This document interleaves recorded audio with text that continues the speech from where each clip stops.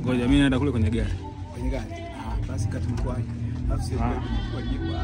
Wameshakuja.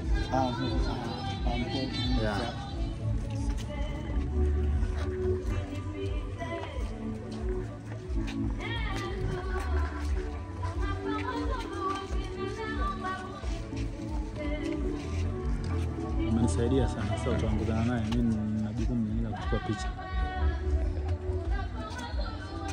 Sign for request mtu mmoja kutoka kwa Elika voit kutengen seurata joko jompikumpi heistä.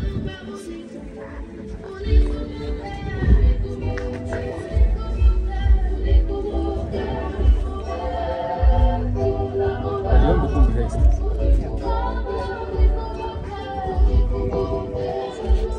Basi naomba muendelee kuona huyu mgeni. Tunachukua picha kila eneo sana popote tunapokwenda wewe au klabu.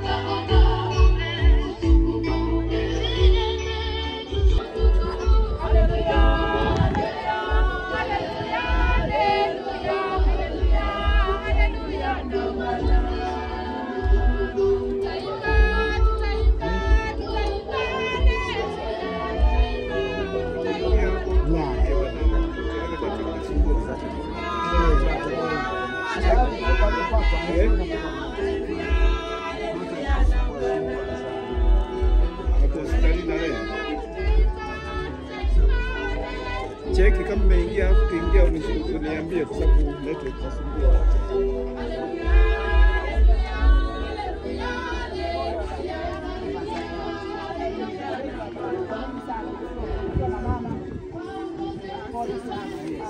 Poleni sana. Mungu awatie nguvu. Awatie nguvu sana. Kila mnyama lake sawa.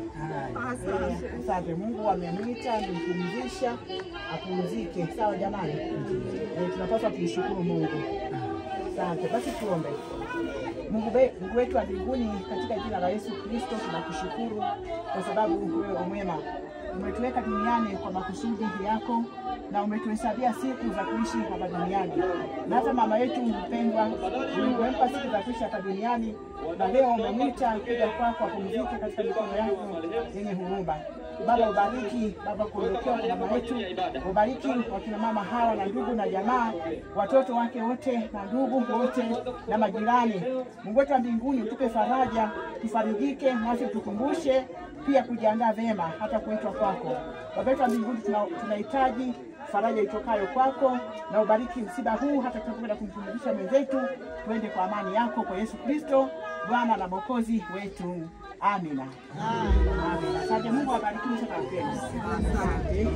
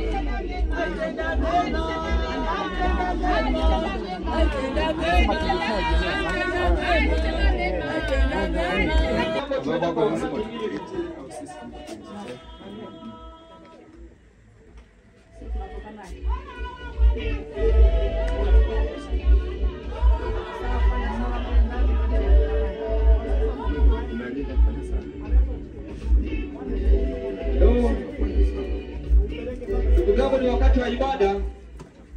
Tuanze kusogea kwenye eneo lililoandaliwa kwa ajili ya ibada fupi ili tuweze kwenda kumpumzisha.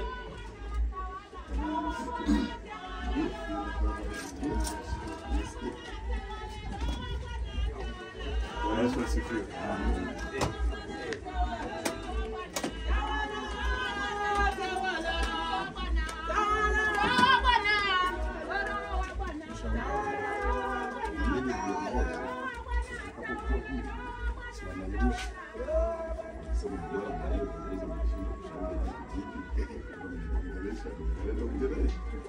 Baba, katika jina la Yesu Kristo, asante kwa neema ambayo umetupa leo kuishi. Mungu, ni siku ambayo umeondoa mama yetu Atukengera kutoka katikati ya maisha haya. Mungu, tunaianza ibada sasa kwa ajili ya huduma iliyo njema. Tunaweka watumishi wako uliozamu, Mungu kawapigania, watetee, ibada ikafunikwa na wewe. Simama katika waombolezaji wote. Mungu, tunapoanza ibada hata mwisho, wewe Bwana uende pamoja nasi. Katika jina la Baba, Mwana na Roho Mtakatifu. Amen.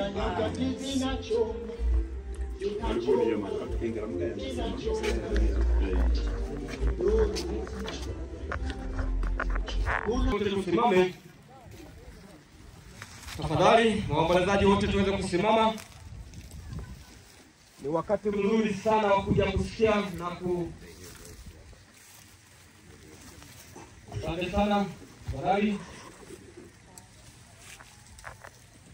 Muda mzuri wa kusikia neno la Mungu sasa. Mungu yupo hapa na tumsujudie, tumje tukamtumikie, yu pamoja nasi.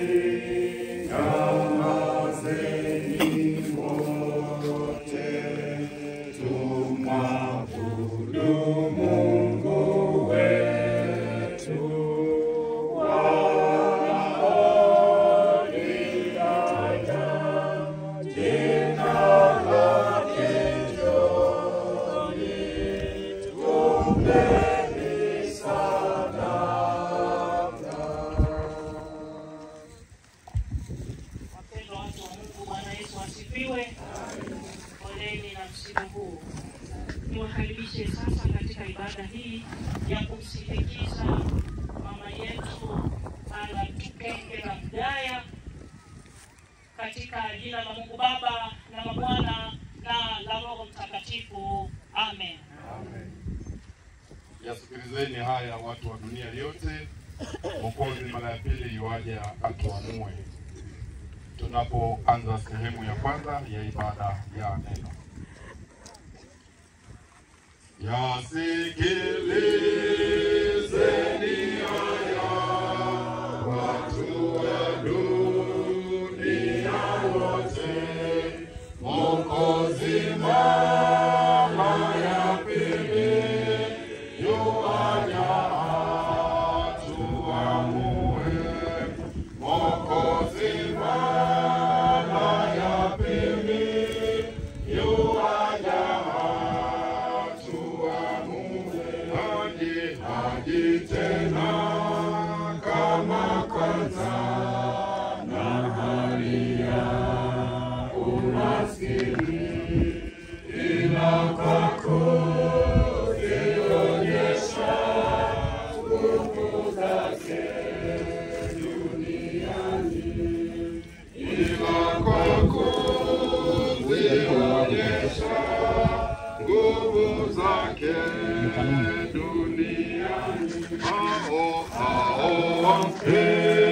nao sasa weupe hata weusi, na enzi kuu mawinguni, siku hiyo ya hukumu, mimi nitakuwa wapi watakapo itu Bwana na kuomba sasa unihurumie, kuitenda kazi yako hata urudipo hapa, kuitenda kazi yako hata urudipo hapa.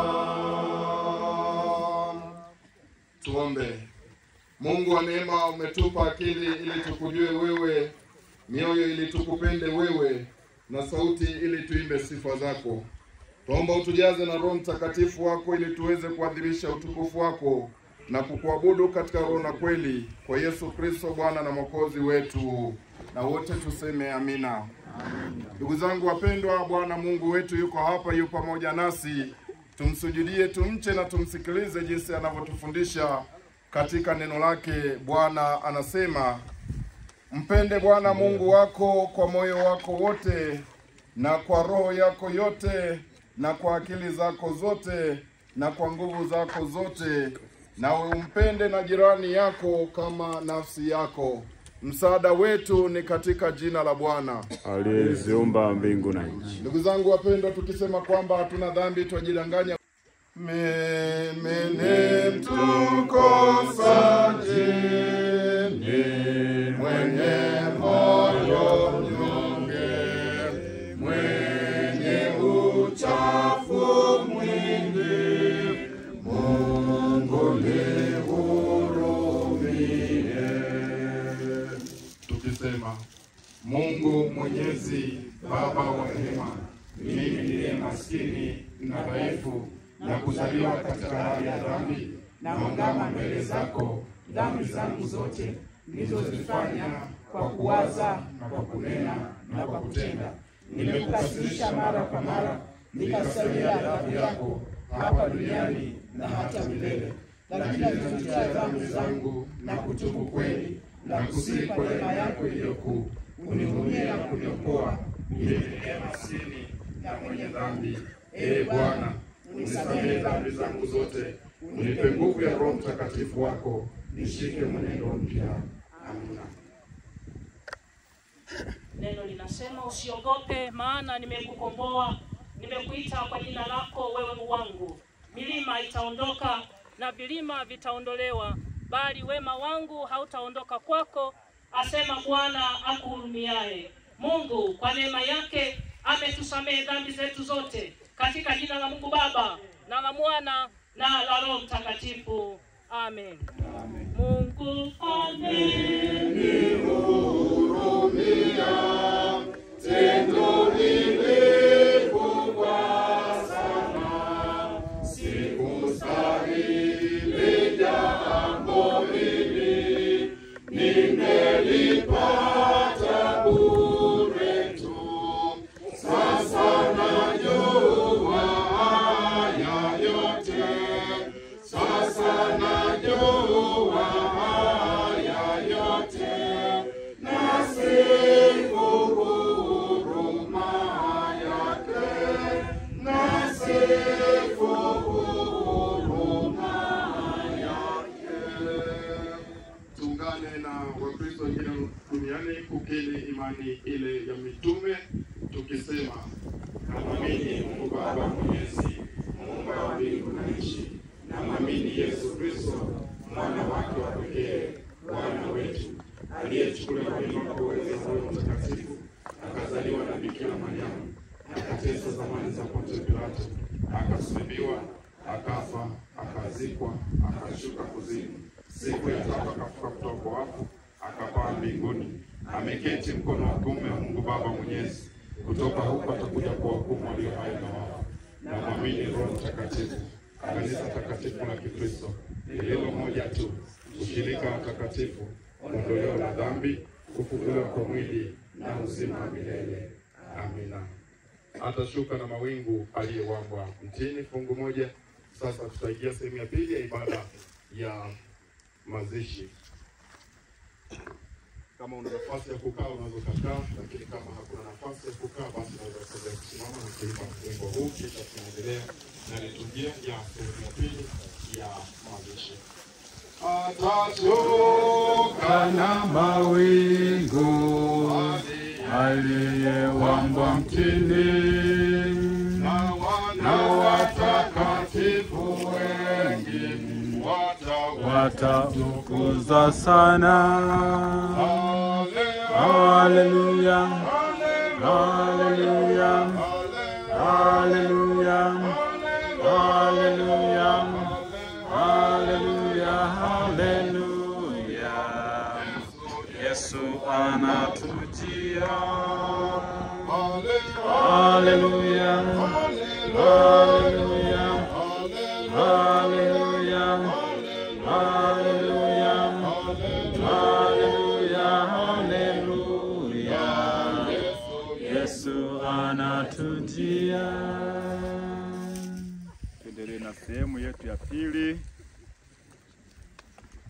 ya ibada yetu. Kuomboleza kwa Kristo ni tofauti na njia ya mataifa. Yesu aliwazuia kulia kama watu wasio na matumaini. Kuomboleza kwa Kikristo ni kujengana kwa njia ya nyimbo za ushindi wa mauti na zenye matumaini, pia kusoma neno la Mungu. Mwanadamu aliyezaliwa na mwanamke siku zake za kuishi si nyingi, naye hujaa taabu. Yeye huchanua kama vile ua, kisha ukatwa, hukimbia kama kivuli, wala hakai kamwe.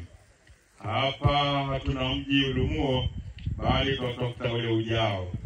Kwa maana hatukuja na kitu duniani, tena hatuwezi kutoka na kitu duniani. Bwana alitoa na Bwana ametoa, jina la Bwana na lihimidiwe. Wapendwa katika Bwana, tumekusanyika hapa katika huzuni kwa kuwa ndugu yetu huyu Alatukengela Mgaya ametwaliwa kutoka katika maisha haya. Basi tujinyenyekeze mbele ya Mungu mwenye enzi yote na kutafakari juu ya mauti na asili ya mauti, tukiomba hivyo. Ni vitabu tufuatane. Wewe Bwana umekuwa makao yetu kizazi baada ya kizazi, kabla haijazaliwa milima wala hujaiumba dunia, na tangu milele hata milele ndiwe Mungu. Wamrudisha mtu mavumbini usemapo, rudini enyi wanadamu, maana miaka elfu machoni pako kama siku ya jana ikiisha kupita, na kama kesha la usiku. Kwa wagharikisha huwa kama usingizi, asubuhi huwa kama majani ya meayo. Asubuhi yachipuka na kumea, jioni yakatika na kauka. Maana tumetoeshwa kwa hasira yako, na kwa ghadhabu yako tumefadhaishwa. Umeweka maovu yetu mbele zako, siri zetu katika mwanga wa uso wako. Maana siku zetu zote zinapita katika hasira yako. Tumetoeshwa miaka yetu kama kite, siku za miaka yetu ni miaka 70, na ikiwa tuna nguvu ni miaka 80. Na kiburi chake ni taabu na ubatili, maana chapita upesi patakomea mara. Ni nani aujuaye uweza wa hasira yako na ghadhabu yako kama ipasavyo kichwa chako? Basi tujulishe kuzihesabu siku zetu, tujipatie moyo wa hekima. Bwana uturehemu. Kristo uturehemu. Bwana utupe amani. Amen. Mshahara wa dhambi ni mauti, bali karama ya Mungu ni uzima wa milele katika Yesu Kristo Bwana wetu. Tusikilize faraja ya neno la Mungu kwetu. Mtume Paulo anasema, lakini ndugu, hatutaki msijue habari zao waliolala mauti, msije mkahuzunika kama wengine wasio na matumaini. Maana ikiwa tuamini ya kwamba Yesu alikufa akafufuka, vivyo hivyo na hao waliolala katika Yesu Mungu atawaleta pamoja naye.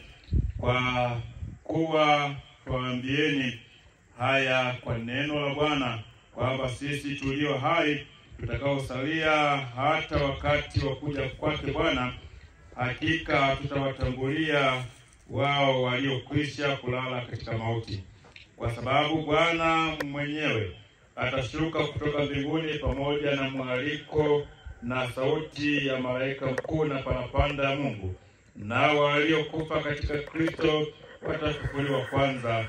Kisha sisi tulio hai tuliosalia tutanyakuliwa pamoja nao katika mawingu, ili tumlaki Bwana hewani, na hivyo tutakuwa pamoja na Bwana milele.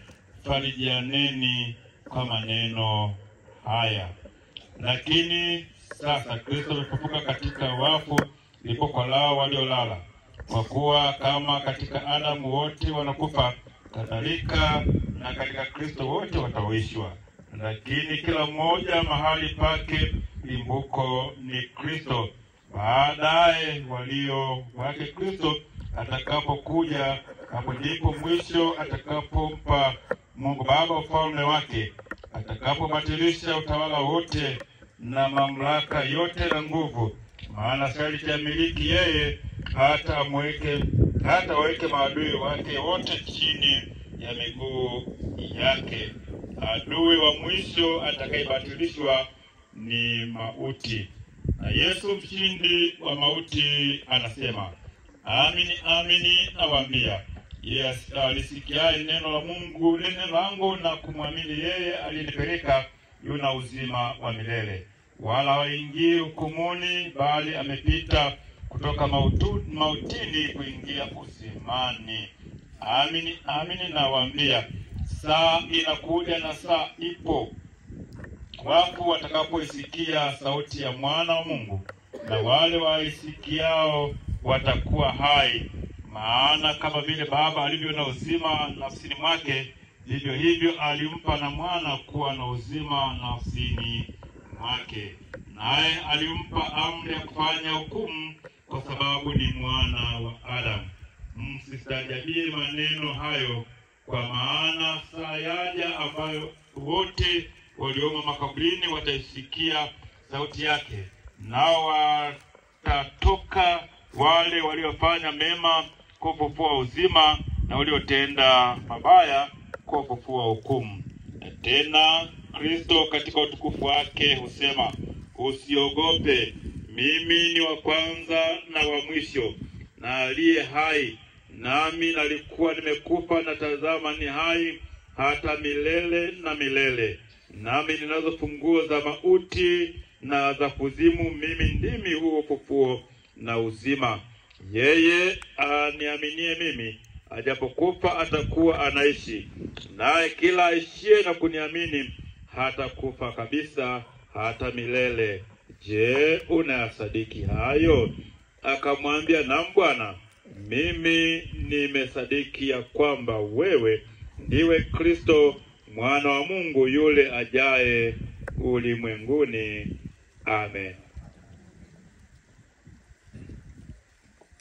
Ni muda wetu wa kutoa sadaka.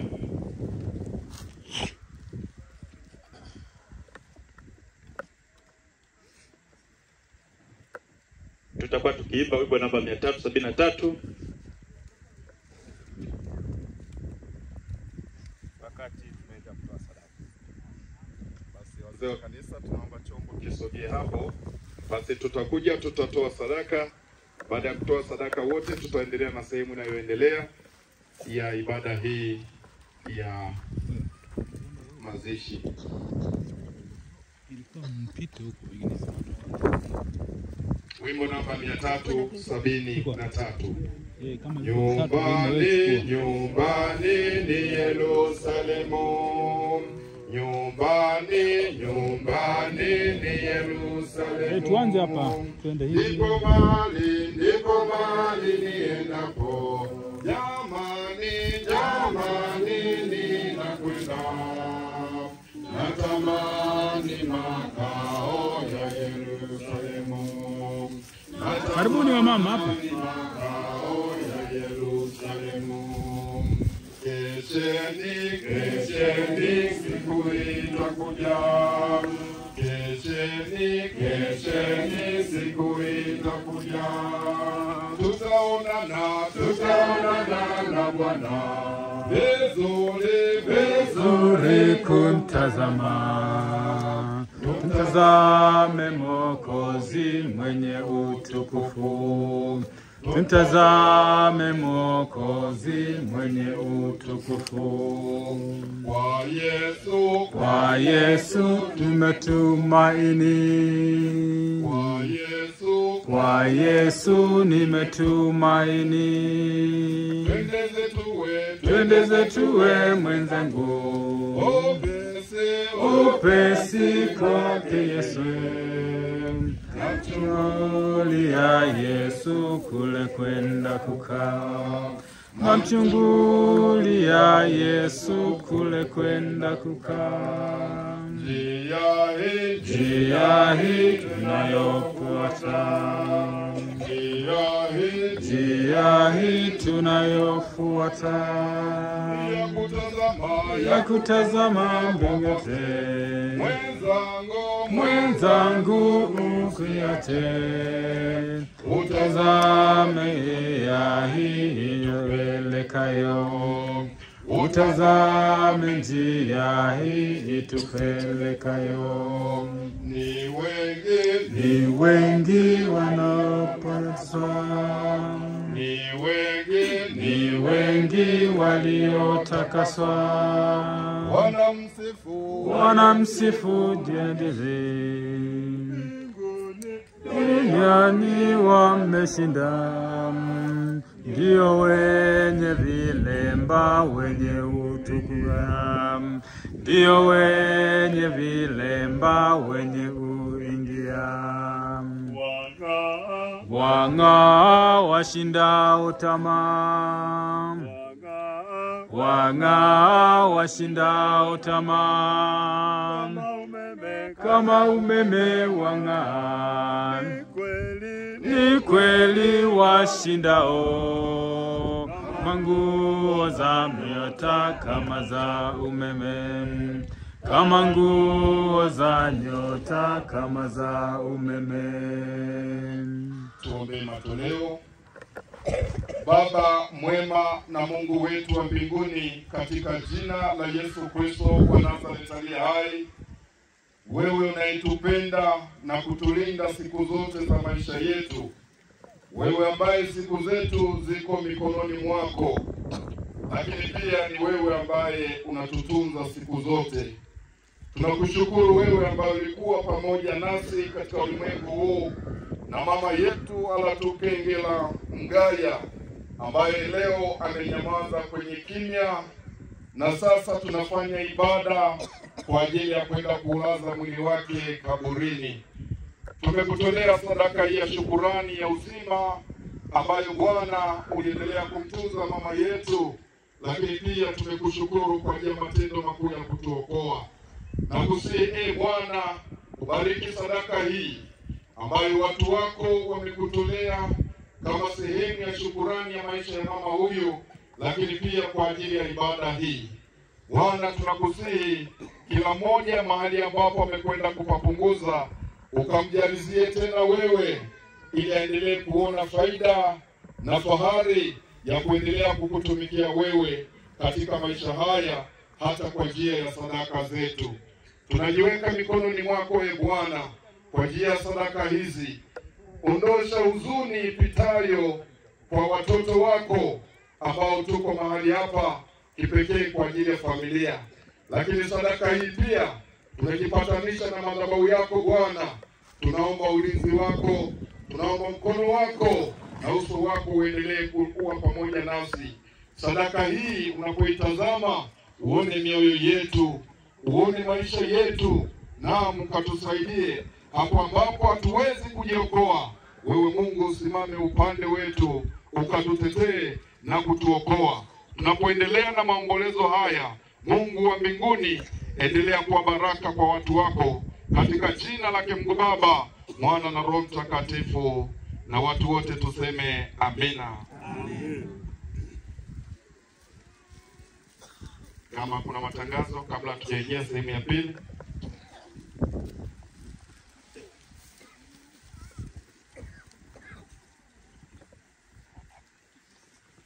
Bwana Yesu asifiwe. Bwana Yesu asifiwe. Tuko kwenye jambo hili kubwa ambalo ni sherehe ya mama yetu, kwa maana maisha yake. Niwakaribishe sana katika usharika wa Samaria. Karibuni sana. Tutafahamiana kidogo hapa, kisha tutaelekea kule makaburi. Basi nikuombe mwenyekiti wa ukanda kupe maiki, tutaona namna ambayo tunakwenda. Bwana Yesu asifiwe. Basi wapendwa, tumkaribishe sasa mkuu wetu wa jimbo aweze kumkaribisha katibu mkuu wa dayosisi hii ili aweze kufanya utambulisho kwa kadiri ya itifaki iliyopo. Mama, karibu kwa nafasi hii, usalimie waombolezaji hawa, lakini pia uweze kusema nao na baadaye uweke itifaki inayoendelea. Karibu sana.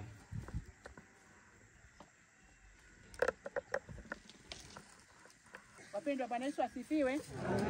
Poleni kwa msiba. Asante sana. Basi msiba huu unatugusa wote, lakini sana pole sana mchungaji Msemwa pamoja na ndugu wote. Poleni sana kwa kuondokewa na mama yetu mpendwa. Asante. Bila kupoteza sana muda, nikukaribishe katibu mkuu ufanye utambulisho mfupi. Karibu sana.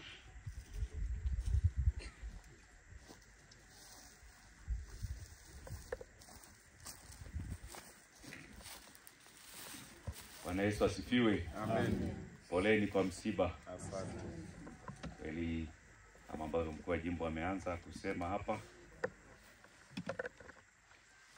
sisi kama kanisa tunaguswa na msiba huu kwa kupitia mtumishi wa kanisa huyu mchungaji Patrick Msemwa, ambaye ni mtoto wa marehemu huyu mama.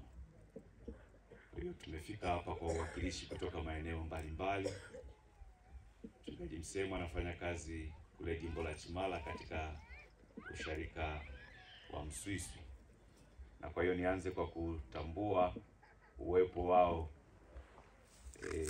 washarika kutoka Mswiswi, lakini pia na jimbo lile zima wakiongozwa na mkuu wa jimbo mteule mchungaji Veronica Mbilini. Karibu upate nafasi ya kusalimu na kuwatambulisha. Asante kwa kupewa nafasi hii. Kwa majina ninaitwa mchungaji Veronica Enoch Mbilini, mchungaji mteule kwa jimbo la Chimala. Poleni sana. Wapo wale ambao tumeongozana nao kutoka jimbo la Chimala kwa umoja wetu. Haijalishi umetoka usharika gani, lakini ninaomba tusimame kwa umoja wetu ili kuokoa muda pia. Alafu tupunge mkono. Wale tuliotoka Chimala, Mswiswi, wapi kote ni Chimala. Asante, tupo wengi, lakini leo pia kuna misiba miwili katika jimbo letu. Kwa hiyo kuna mchungaji pia amefiwa, kwa hiyo tumegawana. Wengine wameelekea huko kumsindikiza mchungaji Kimaia na wengine tumekuja huko. Mungu aendelee kuwafariji. Lakini pia kwa wachache wao nimtambulishe tu katibu wa jimbo. Katibu wa jimbo upunge mkono. Asante sana. Asante. Katibu mtunza hazina wa jimbo la Chimala anaitwa Mbilisi Ben Kibiki. Basi baada ya kutambua wenzetu wa kutoka kule jimbo la Chimala, tutambue pia uwepo wa mkuu wa jimbo mteule jimbo hili la Njombe, mchungaji Nuru Kahwili, ambaye upata nafasi pia ya kusalimu, lakini pia kutambulisha wachungaji na wote wanaotokea katika jimbo hili.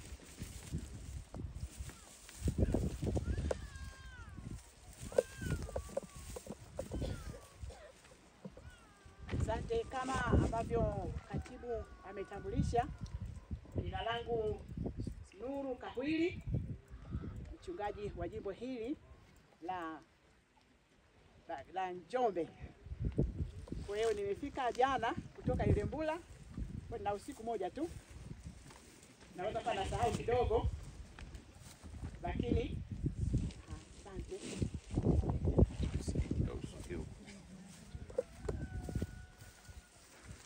Mimi nasikika. Nimasimpulie kabisa. Mpulie. Asante sana. Basi niwape pole tena, lakini nitambulishe wachache ambao tumefika hapa, na kama kwenye jimbo letu pia leo kuna mambo mengi sana, hivyo tumegawana. Katibu mtunza hazina amekwenda Ibumila, na wengine leo kuna ndoa na misiba hii. Kwa niombe wale wenzangu ambao wote wainjilisti, wachungaji, wazee wa kanisa, wote tuko hapa. Hebu tupunge mikono namna hii. Asante sana, mbarikiwe sana. Asante baba. Asante. Shukuru kwa utambulisho, lakini kipekee basi naomba niwainue wachungaji hawa ambao wameongozana na mkuu wa jimbo kutoka kwenye hili jimbo la Njombe. Tunaye mchungaji Edwin Gadau ambaye anatoka usharika wa Gagala na ndiye kwenye ile naita ukanda kwenye ukanda wa magharibi. Tutambue pia uwepo wa mchungaji kiongozi wa usharika wa Samaria. Karibu kupata nafasi. Bwana Yesu asifiwe. Karibuni sana katika ushirika huu kipekee kwa ajili ya ajenda kubwa ya leo ya kumsikiliza mama yetu. Tuungane pamoja na muwe na amani, na Mungu awabariki sana. Asante sana. Pia tutambue uwepo wake mkuu wa jimbo mteule wa jimbo la Chunya ambaye yupo miongoni mwetu. Karibu upate kujitaja. Bwana Yesu Kristo asifiwe. Poleni na msiba. Naitwa mchungaji Jolpasi Richard Simangwa, mchungaji na kwa jimbo mteule jimbo la Chunya. Poleni sana. Asante. Basi pamoja na nao hawa tutambue pia uwepo wa wachungaji wengine. Mchungaji Elisha Gaya ambaye ni mwenyeji katika usharika wa Samaria, amekuja nyumbani, anatumika usharika wa Chalowe jimbo la Ilembula. Tutambue pia uwepo wake mchungaji Obias Kilagwa katika idara ya elimu ya Kikristo katika diocese. Bwana Yesu asifiwe. Amina. Poleni sana kwa msiba. Na yupo nyumbani kutoka katika usharika huu. Tutambua uwepo wake mchungaji Daktari Gerson Mgaya ambaye ameshika hicho chombo akiendelea kurekodi hapa. Anatumika katika seminari ya Kiluferi Kidugala, lakini pia huko Finland. Yeye pia ni mwenyeji hapa, ni nyumbani kutoka katika usharika huu. Lakini yeye ameongozana na mgeni ambaye anatoka kule Finland, na nitumie fursa hii kumkaribisha aweze kusalimu kipekee.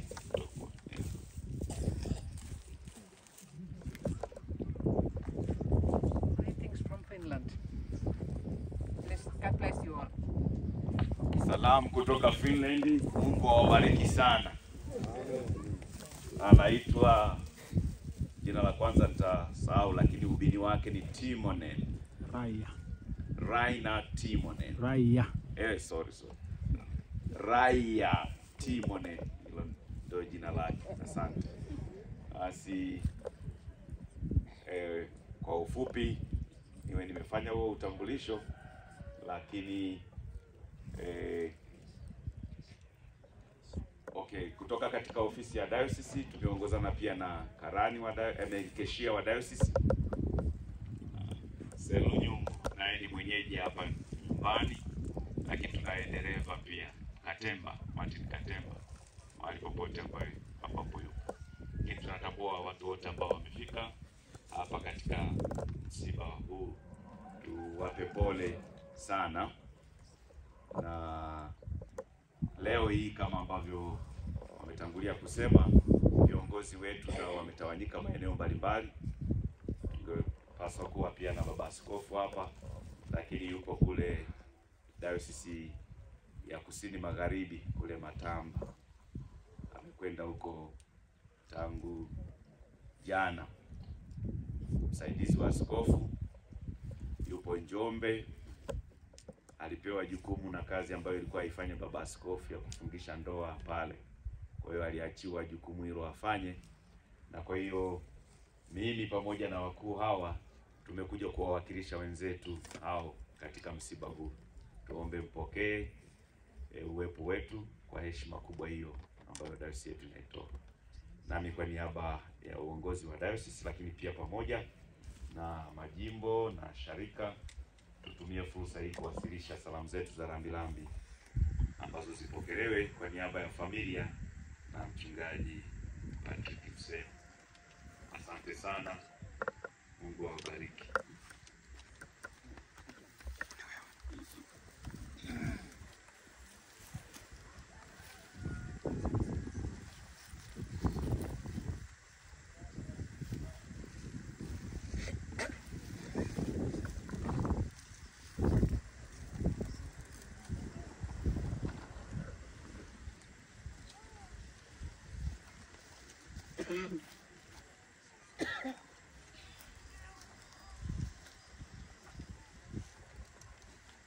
Bwana Yesu asifiwe.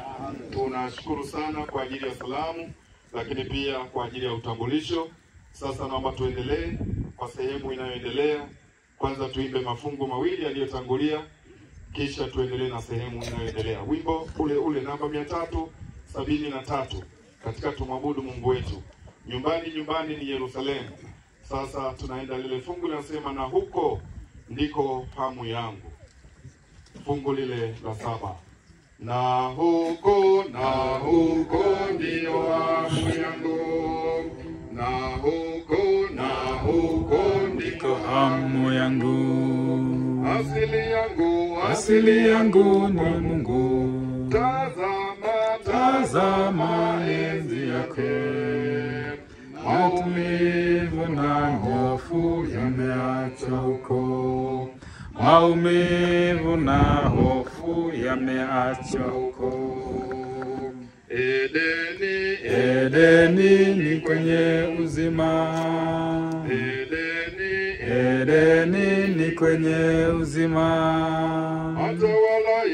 Atawalaye ni Mungu. Bwanangu nitulie.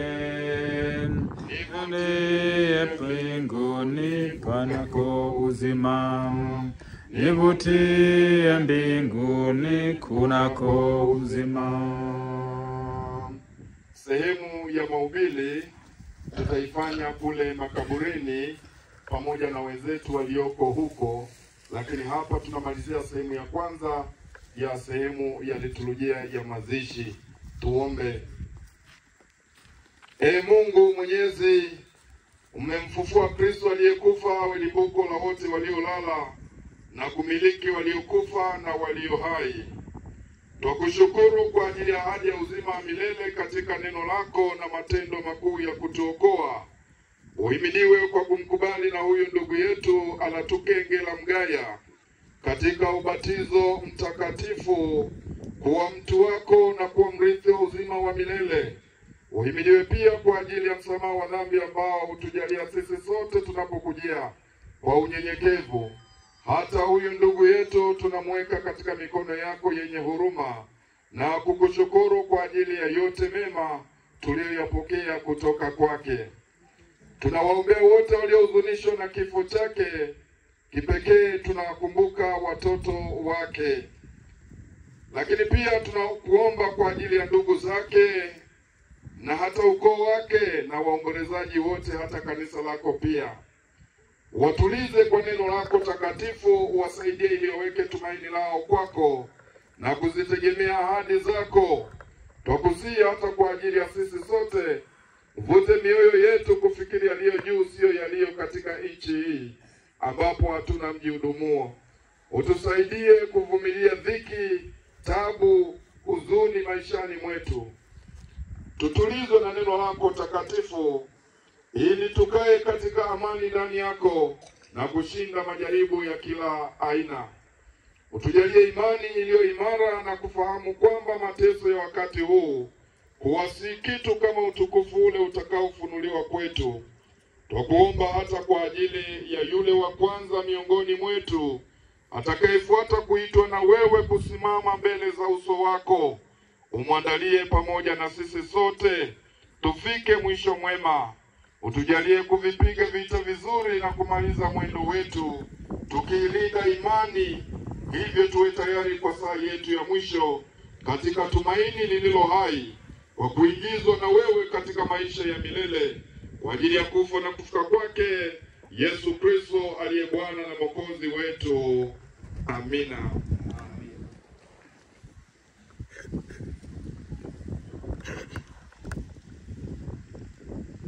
Ala tukengela mgaya. Bwana atakulinda utokapo na uingiapo, tangu sasa na hata milele. Amen.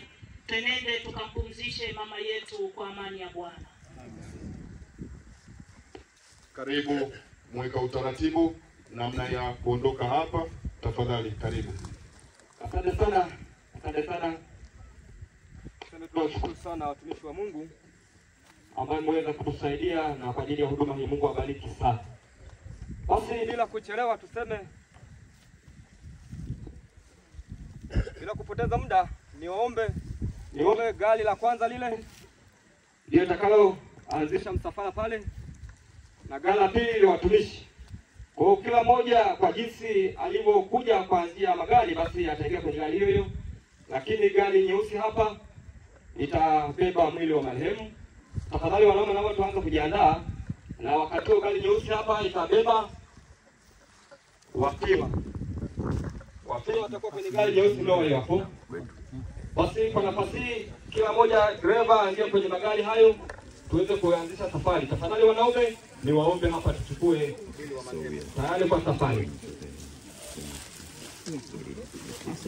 Manake wewe utangulie kule uwahi. Huyu atakuja nao.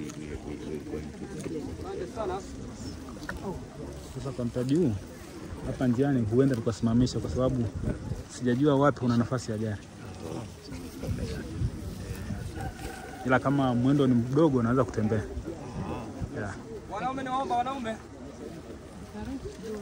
Pare, nafahamu wapi lakini sasa sijajua gari gani lina nani na nafasi. Kwamba gari ambalo liko mbele yenu ndo ninge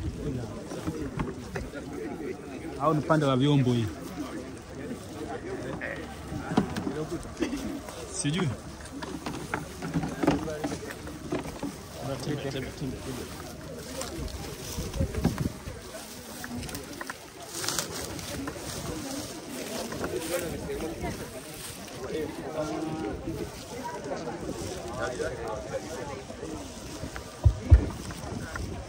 Asante sana. Tafadhali waombolezaji basi tuende kusogea. Haya. Unaingiza kwenye gari maalum kabisa kwa ajili ya kuelekea makaburini kumpumzisha marehemu. Leo mfuate kilago. Ya liko kule mwanzo. Kama tutatoka. Wewe tuangalie bwana. Ingia wenye majozi. Mwelekeza ni namna gani tunapita njia hii. Tafadhali uwaje pale njia panda kwa ajili ya kutoa maelekezo hayo.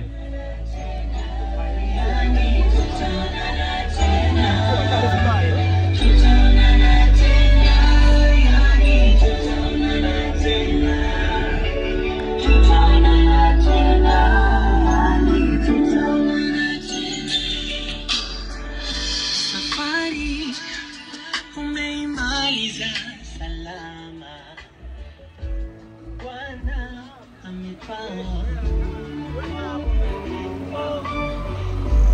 Ai rafiki, maisha ya duniani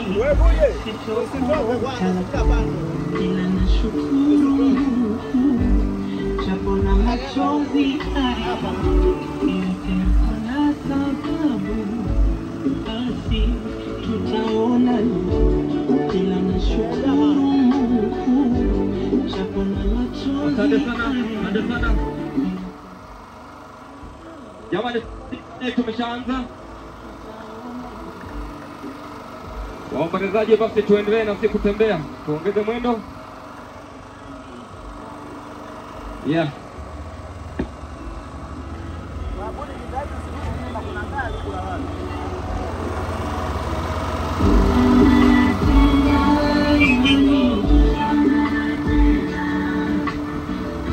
Haya, sasa tunaelekea makaburini kwa ajili ya kumkumbuka ndugu yetu kwenye nyumba yake ya milele.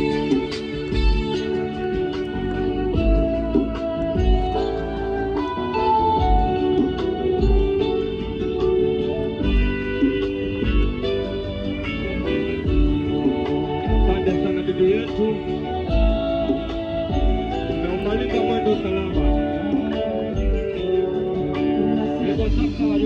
Ndugu zako, jamii nzima, sema kutenda sawa, tupo kwa ajili yako. Tunakushukuru kwa maisha marefu ambayo umeishi katika hii dunia na uso. Hivyo kwa kweli ndugu yetu, pumzike salama kabisa.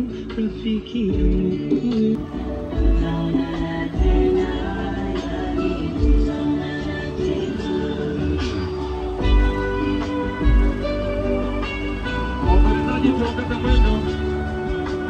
Tafadhali waombolezaji, tuongeze mwendo.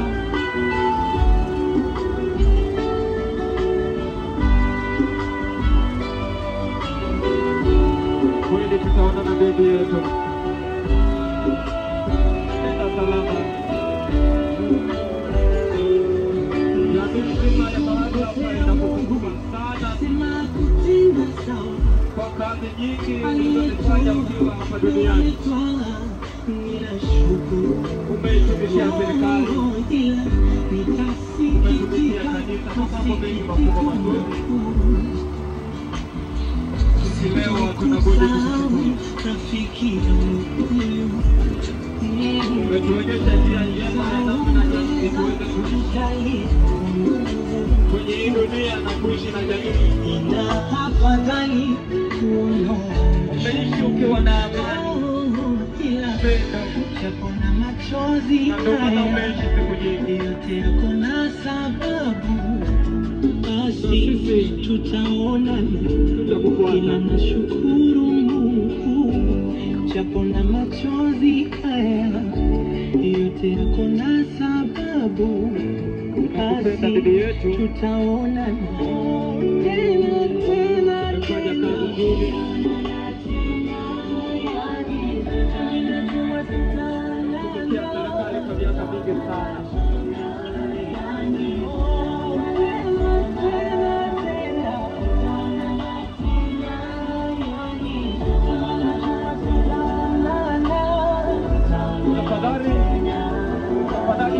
Magari yote yatakuelekea.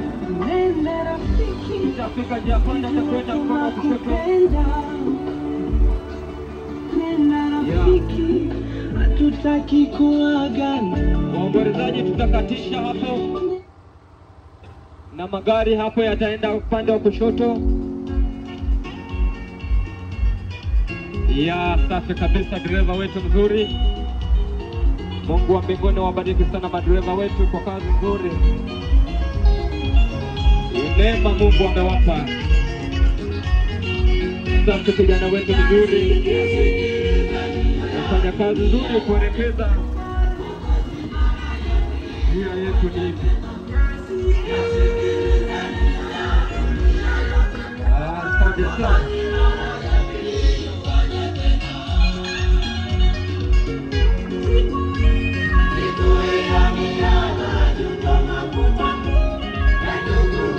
Wakati huu tunaelekea makaburini. Wanaume mlioko nyuma tafadhali Ongozeni mwendo kwa ajili kwenda kupokea na kushusha mwili. Yetu hatupengela gaya kwenye nyumba yake ya milele. Amepiga vita vyema sana na ameumaliza mwendo salama.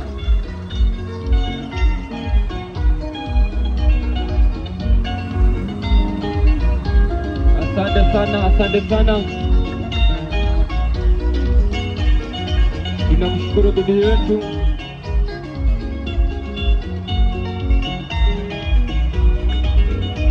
kwa kazi nzuri ambayo umeifanya katikati ya maisha ya uhai wako. Hatimaye leo unakwenda kwenye nyumba yako ya milele. Mungu akujalie upumzike vyema.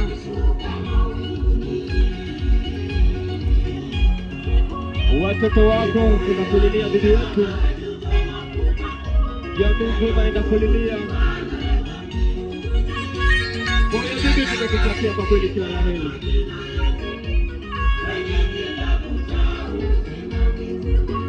Tuliishi vizuri kwenye jamii yetu ya kina Msemwa. Ukiwa kama kiongozi wa familia yetu na ndio mzee wetu wa pekee kwetu. Sasa bibi yetu umetuacha, sasa umemaliza mwendo salama. Umefanya kazi nyingi sana bibi yetu. Kazi na serikali umefanya vizuri sana bibi yetu. Tulipata tumaini sana ukiwepo. Ulitufariji, ulitukumbusha wajibu wetu katika maisha tunayoishi. Ulifanya kazi za kanisa na tuweze tutaziendeleza pale ambapo bibi yetu umeishia. Mungu akutangulie kwa kweli bibi yetu.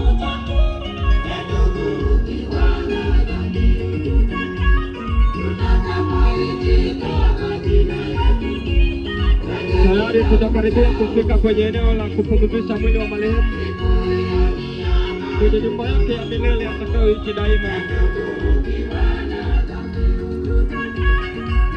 Asante sana.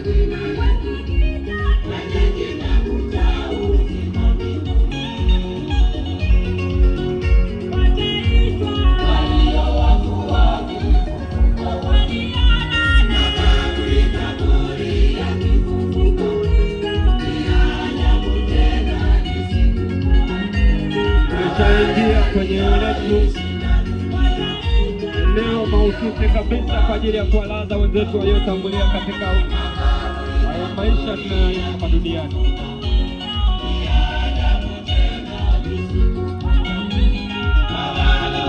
Tunaomba dereva isogeze gari pia hiyo, na hiyo itakwenda njia ya kutokea baadaye. Safi kabisa.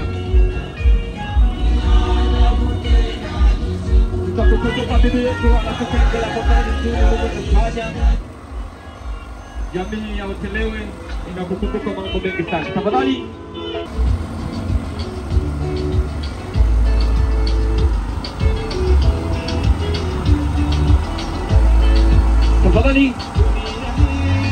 dereva gari ya matatu. Tafadhali mnayeshuka mshuke.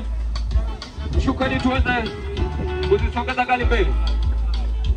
Wakati huo wanaomba tujiandae kushusha mwili wa marehemu. Gari ya matangazo kusogea mbele kwa ajili ya kupisha gari la lilobeba maiti kwa ajili ya kusogea Mariamu.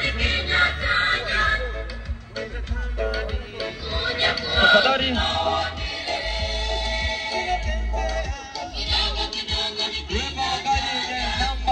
439 isogeze mbele kidogo kwa ajili ya kupisha nafasi. Tafadhali gari sogea mbele kidogo.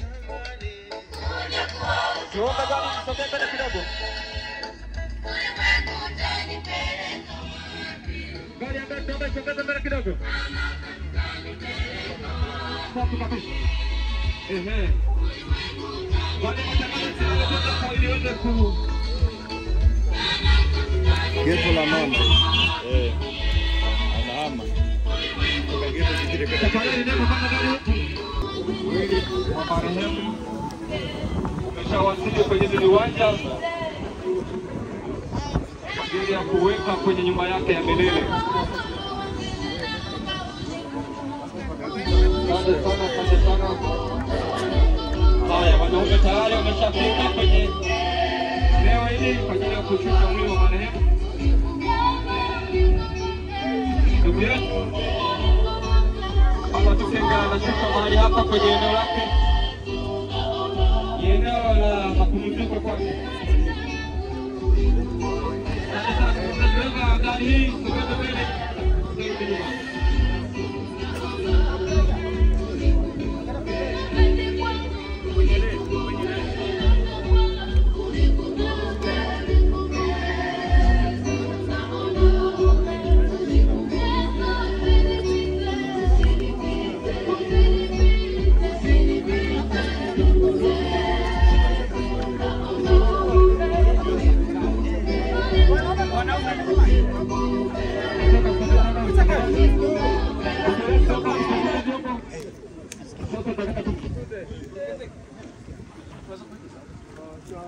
Kidogo sogea kidogo tupunge mahusiano ya maiki. Aliyewamba mtini na watakatifu watamtukuza sana. Haleluya, haleluya, haleluya, haleluya, haleluya, haleluya. Yesu anatujia. Haleluya, haleluya, haleluya,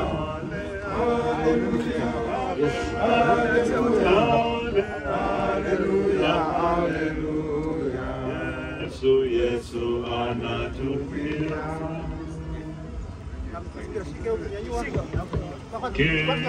Kila jicho litamwona mapenzi yake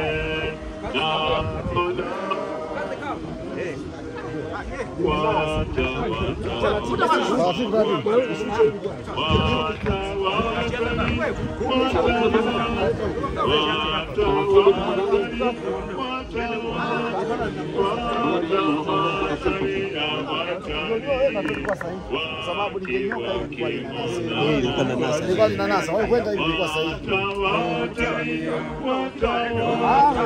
hapa kidogo sana kidogo hapo sawa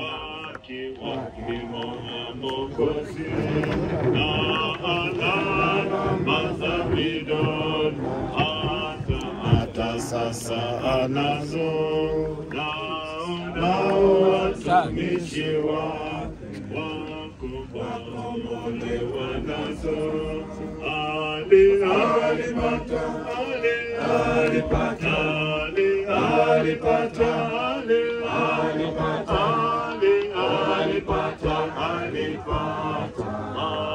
makovu kweli kwao. Alipata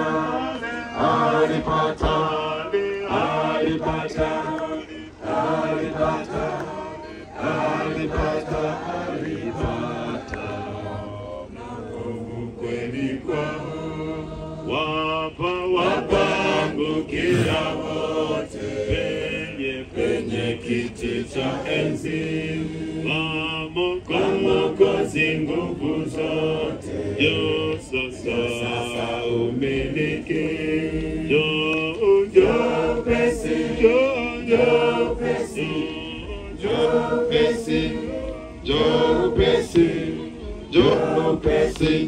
upesi, tunakuomba Bwana. Basi tunaomba utulivu kidogo ili tuweze kupata nafasi ya kusikia ujumbe wa neno la Mungu. Kama uko na nafasi ya kuketi, tafadhali unaweza kufanya hivi ili tupate kusikia neno la Mungu.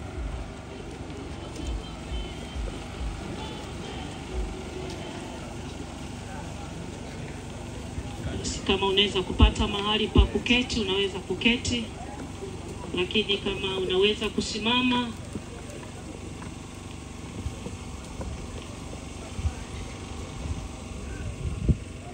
basi hali wengine tumeketi na wengine tumesimama. Tumshukuru Mungu wetu. Baba takatifu, Mungu uliye mwema, Mungu mwenye upendo upitao fahamu zetu za kibinadamu, watoto wako tumekusanyika katika viwanja hivi kwa huzuni, lakini pia kwa furaha, kwa ajili ya maisha ya mama yetu Alatukengela Mgaya. Lakini Mungu, tupo mahali hapa sisi ambao tupo hai ili tuweze kusikia neno lako, na tuweze kuona ya kwamba maisha yetu yakoje mbele zako, lakini ni namna gani ambavyo tunatakiwa kuenenda katikati ya ulimwengu huu.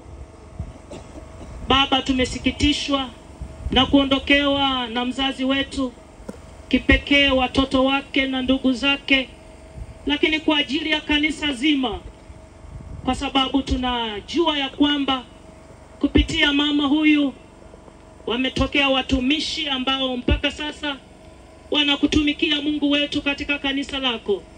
Lakini wapo watoto ambao walimtegemea mama huyu.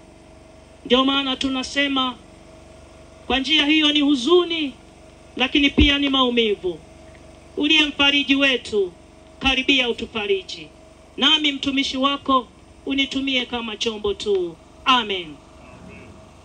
Nimechagua neno kutoka kitabu cha Mwanzo sura ya 24 mstari mmoja tu wa 67. Mwanzo sura ile ya 24 mstari ule mmoja tu wa kwanza. Nitawatangulia kusoma kwa msaada wa Bwana.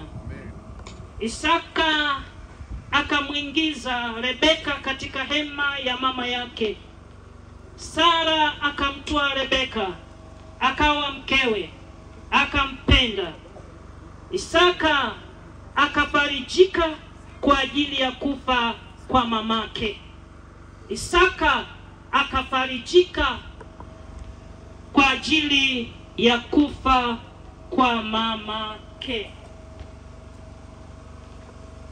Wapendwa waombolezaji na wapendwa wote tuliokusanyika katika viwanja hivi, nirudie tena kusema poleni kwa kuondokewa na mama yetu mpendwa. Na kwa njia hii pia kifo hiki kinatukumbusha pia hata baba yetu aliyetangulia.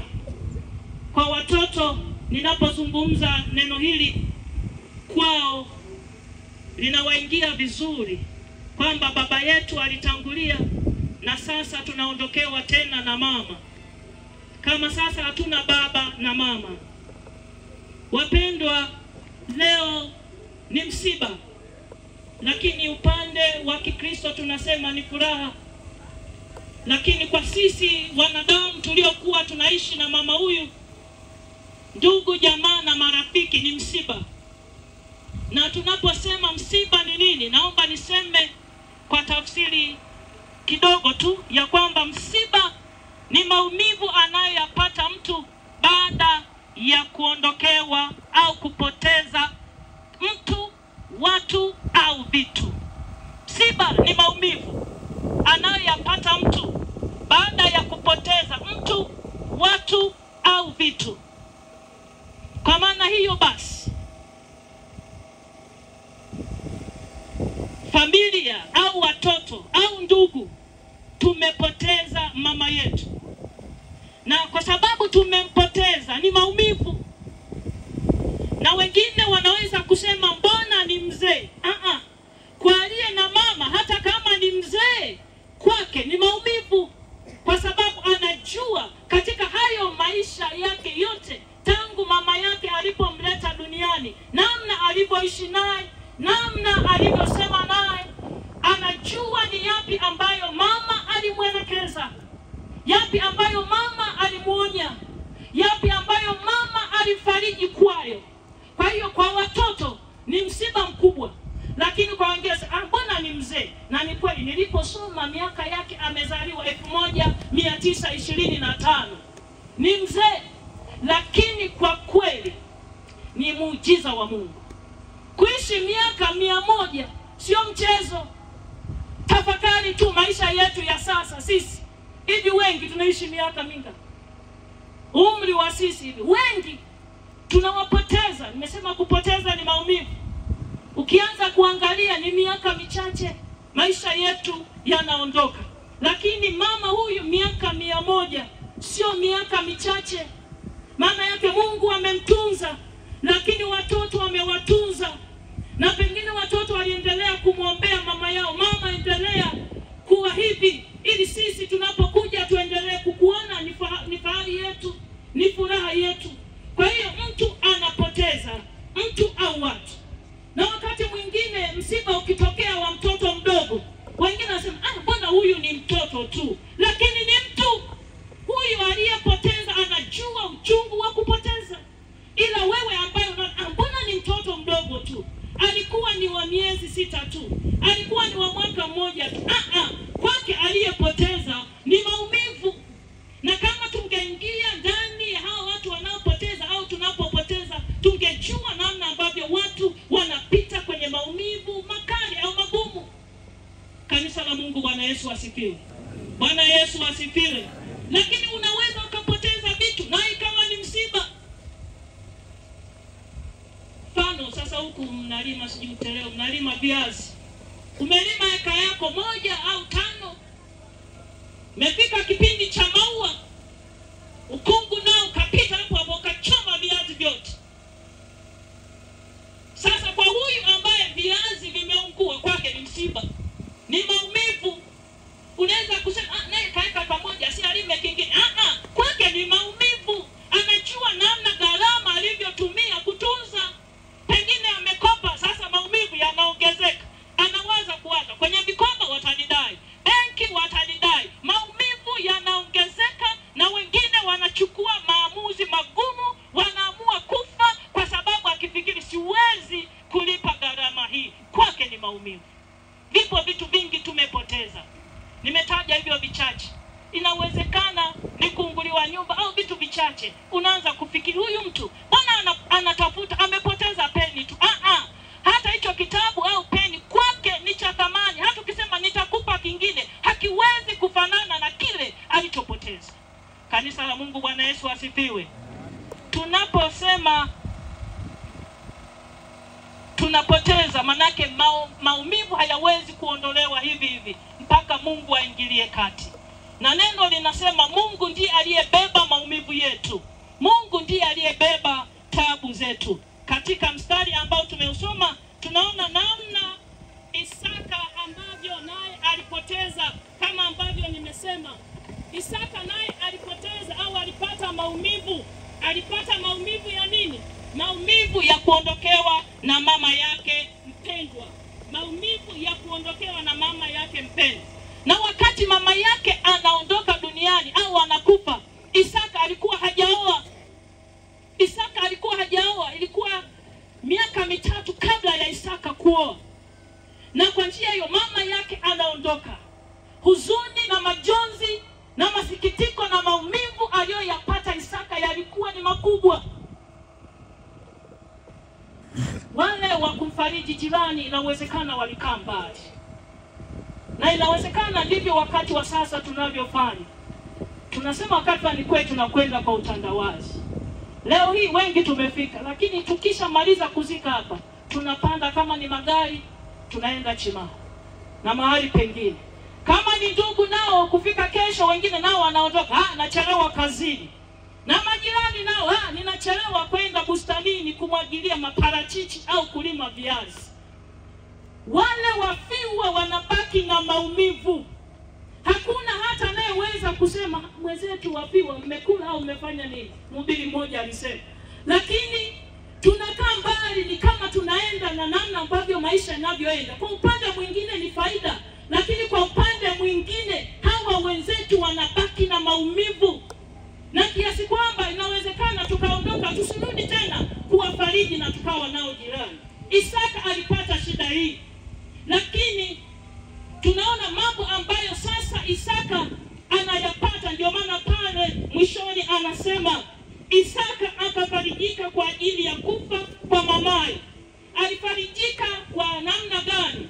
Alipooa yule mama au yule mke akawa faraja kwake. Bwana Yesu asifiwe. Bwana Yesu asifiwe. Akawa faraja kwake. Ukisoma habari za Rebeka ambaye alikuwa ni mke wake, alikuwa anasema tabia yake ilikuwa ni njema. Alikuwa ni mfanya kazi mzuri, alitenda kazi zake kwa uaminifu. Lakini sio hivyo tunasema alikuwa mzuri. Na kwa njia hiyo na mambo mengine na sifa nyingine Biblia zinasema kuhusu Rebeka. Na kwa njia hiyo ndiye ambaye alimpa matumaini tena Isaka, ndiye ambaye alimfariji tena Isaka. Na kwa njia hiyo masikitiko ya Isaka, maumivu ya Isaka kwake yakaondoka kwa sababu ya faraja ya mke wake au mwenzi aliyempata. Turudi katika maisha yetu sasa. Dakika 2 tu. Rudi nyumbani kwako kama umeoa au kuolewa. Kila mmoja arudi nyumbani kwake. Rudisha mawazo tu nyumbani. Kama ni baba, rudisha tu mawazo nyumbani. Je, kuna faraja huko? Mimi sisemi na aliyetangulia sasa, maana hasikii. Tunasema na sisi tulio hai. Na mimi nirudishe mawazo sasa nyumbani kwangu, maana na mimi nimeolewa.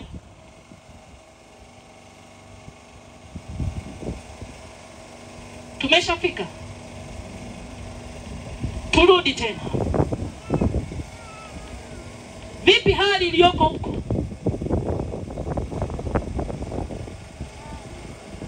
Kila mmoja na majibu. Tumeumizana. Na saa hizi kila mara ukipita wengine wamejinyonga. Na hasa wababa. Sijui kwa sababu wengi hawaongei sana. Wababa tuwe tunasema ili tupone. Kiona una maumivu sema ili upone. Wengine nasema ni aibu. Lakini tutakufa kwa sababu ya mengine tunayokutana nayo huko. Ni magumu. Anaamua sema afadhali nijimalize tu. Nijimalize. Lakini huwezi kujua maumivu utakayokutana nayo mbele. Hiyo sio njia sahihi. Kanisa la Mungu, Bwana Yesu asifiwe. Yapo mengi kwenye ndoa huko. Na si kwenye ndoa tu, lakini hata familia zetu zimetuumiza. Iwe ni watoto wetu wametuumiza. Mpaka inafika mahali tunatamka mambo magumu, lakini ni kwa sababu ya umivu tunayoyapata. Na mababa wengine wameamua, sasa afadhali nifanye hivi. Na mama naye afadhali nifanye hivi. Tafuta njia iliyo sahihi. Bwana Yesu asifiwe. Bwana Yesu asifiwe. Akina mama sifundishi mambo ya ndoa, lakini tunakumbushana ya kwamba mwenzetu huyu mwanamke Rebeka alikuwa faraja. Alikuwa faraja. Baba ametoka huko ameumizwa, anafika nyumbani kabla hajaingia hata kwenye kiti anaumizwa. Ulikokuwa huko nenda huko. Sasa alikuwa wapi? Umejua amekuwa wapi? Pengine amekutana na mambo gani? Uulizi. Sema tu basi, karibu baba, pole na safari. Karibu, atakueleza pengine kuna magumu amekutana nayo, lakini sisi tunatangulia wakati mwingine kumpa tena maumivu. Na hatimaye wengine wameenda moja kwa moja hawajarudi. Baba, rudi kwenye nafasi yako. Tupungiane mikono namna ya kina baba. Hata kama tuna maumivu turudi kwenye nafasi. Na wababa wengi wamepoteza nafasi zao sasa. Wameacha familia zao, wameacha watoto wao, wameacha wenzi wao au mke wake kwa sababu ya maumivu. Lakini mengine maumivu tunayataka wenyewe. Na mama sasa amechukua nafasi. Mbona mama amekuwa baba? Sasa huyu mama afanye nini? Baba ameondoka kwenye nafasi yake, sasa amebaki na watoto, anafanya nini? Rudi kwenye nafasi yako. Wewe ni kichwa cha nyumba. Bwana Yesu asifiwe. Turudi kwa Mungu wetu, na Mungu amekuamini. Ndio maana amekufananisha na Yesu Kristo, kwamba ni wewe ni kichwa cha kanisa. Turudi kwa Mungu wetu, turudi kwenye nafasi zetu. Akina mama tusimame kwenye nafasi zetu. Sisi sio vichwa, sisi ni wasaidizi. Tupungiane mikono akina mama. Piga makofi na vigelegele vingi kwa Bwana Yesu. Sasa wewe mwenyewe ni baba, wewe mwenyewe ni mama. Nafasi nyingine ni ya baba.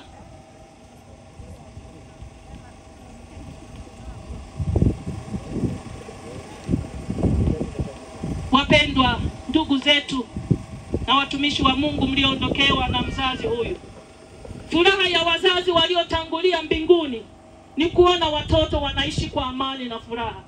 Watoto mnaishi kwa mshikamano. Watoto mnaishi kwa kupendana. Ni furaha kwa wazazi hawa. Hata kama hawawezi kuwa na mawasiliano na nyinyi, lakini furaha yao kwa wazazi waliotangulia, nyinyi watoto muishi kwa amani, muishi kwa mshikamano, ili kuondoka kwa wazazi hawa kusilete machungu katikati ya watoto na familia. Wapendwa tuliokusanyika, Mungu kwa neno hili atukumbushe siku ya leo, kama mwenzetu Rebeka alivyofanya, alikuwa mfariji, na tujue ya kwamba Mungu ndiye kimbilio letu tunapokutana na maumivu, tunapokutana na magumu, tunapokutana na changamoto mbalimbali. Tujue Mungu ndiyo kimbilio letu na maisha yetu yako mikononi mwa Mungu. Hatujui siku wala saa. Mama ametangulia, hatujui nani atafuata. Lakini tutafuata tukiwa tumeondoka kwa namna gani? Ni jambo la kutafakari. Wengine wamejipa mpaka majina kwamba unene bwana, likangalikafu wa mutwa. Unene bihi mdodo, ulibihi mdodo wewe. Na libihi alihuma. Kanisa la Mungu, Bwana Yesu asifiwe. Unategemea hivyo kwamba mimi ni mti sijui mbichi, wengine liganga lidugu. Hamna, kuna siku utaondoka tu. Je, tafakari maisha yako na maisha yangu ni namna gani yamejiweka mbele za Mungu. Mungu anatualika siku ya leo kutengeneza maisha yetu. Isiwe tu ni kuhuzunika, isiwe tu ni kupata maumivu. Kweli siku ya msiba kuna watu wanalia mpaka tunawashika. Moja wapo hata mimi nimepita kwenye maumivu hayo.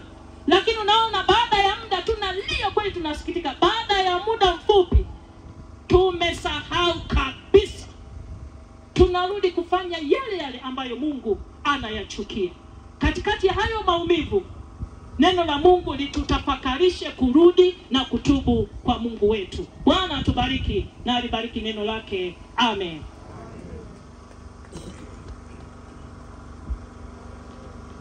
Basi tunamshukuru Mungu sana ambaye amemtumia mtumishi wake kunena nasi.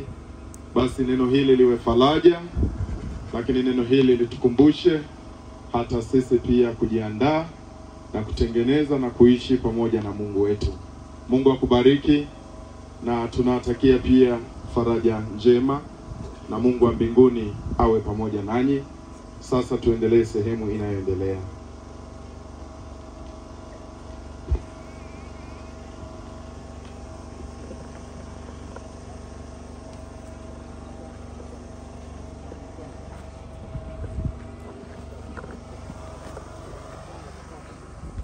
Amani ya Bwana wetu Yesu Kristo iwe pamoja nanyi nyote, na mseme amina.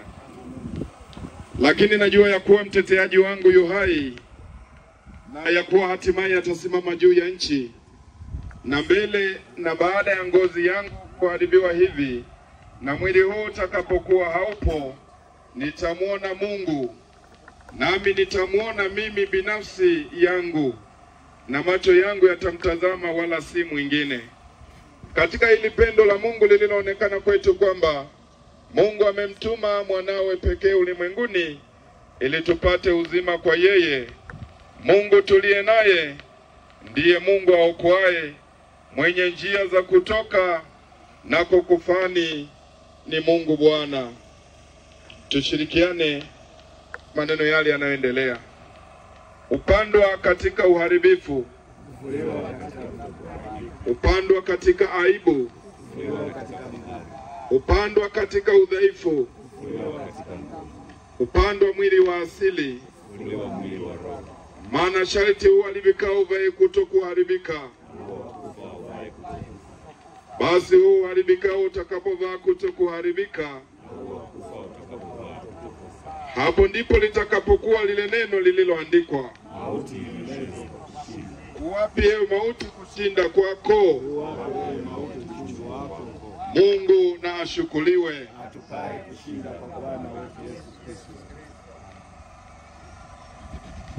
kwa kuwa Mungu Mwenyezi amependezwa kwa rehema zake nyingi kumwondoa huyu mama yetu Alatukengela Mgaya katika maisha haya, sisi tunaweka mwili wake ardhini. Alatukengela uliumbwa kwa udongo, utarudi tena kuwa udongo kwa udongo na mavumbi kwa mavumbi, na Yesu Kristo Mwokozi wetu atakufufua siku ya mwisho. Amen. Tuombe. Mungu Mwenyezi, tunakushukuru kwa ajili ya uaminifu wako, kwa ajili ya kutegemea wewe. Umetupa sisi tumaini lenye msingi ulio bora, nasi twajua ya kuwa hutuachi tushindwe na nguvu na huzuni ya mauti. Kwa kufa mwana wako Yesu Kristo na kwa kumfufua umetupa sisi ushindi dhidi ya kifo, nguvu za shetani na dhambi. Twakusiuturumie na kutujalia imani imara, tusishikwe na uoga wa kufa kama wale wasio na matumaini. Tumtazame Yesu mwenye kuanzisha na mwenye kutimiza imani yetu, ili sisi sote mwishoni mwa maisha haya tufike kwako kwenye usharika mkubwa wa mataifa yote yanayokusifu pasipo mwisho. Mahali hapo ulipo wewe hakuna njaa wala kiu wala machozi wala dhiki yoyote, kwa kuwa wewe utakuwa yote katika yote, tulizaji wetu na mtoa uzima, kwa Yesu Kristo Bwana wetu. Amen. Amen. Tushirikiane sala ya Bwana. Baba yetu uliye mbinguni, jina lako litukuzwe. Ufalme wako uje, mapenzi yako yatimizwe hapa duniani kama yanavyotimizwa huko mbinguni. Tupe leo riziki yetu, tusamehe makosa yetu kama nasi tunavyosamehe waliotukosea. Usitutie majaribuni, lakini utuokoe na mwovu, kwa kuwa ufalme ni wako na nguvu na utukufu na hata milele. Amen. Kwa tukaribishe makundi. Karibu.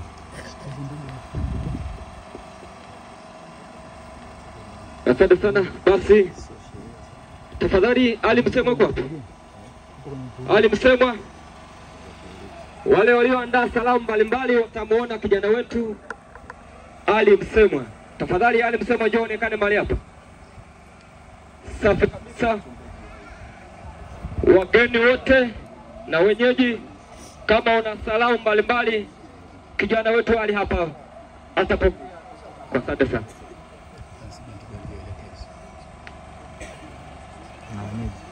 Tafadhali mafundi.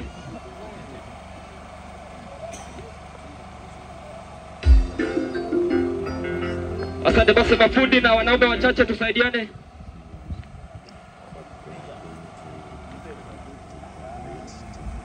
Karibuni mafundi, hapo DJ.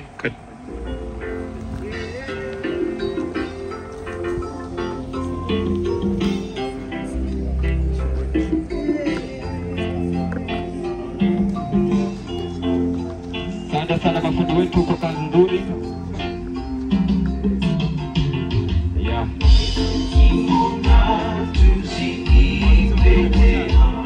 Yes.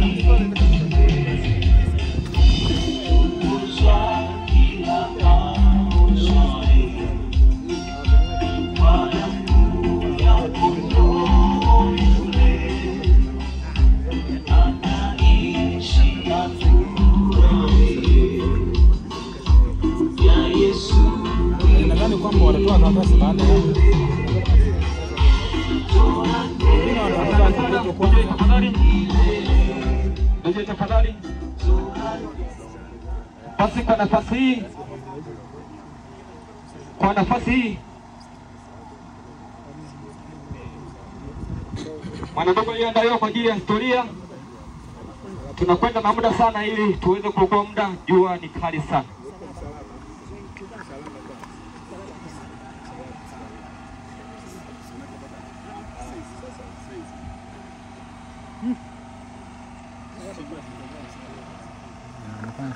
Tafadhali naomba ni jembe. Yeah, naomba jembe hapo. Yes.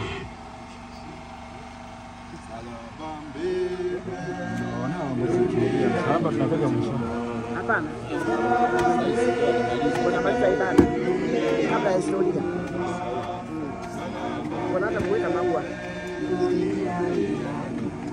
Jamani ibada. Unashamba nini? Hapa imeshaisha. Ni maua na historia basi.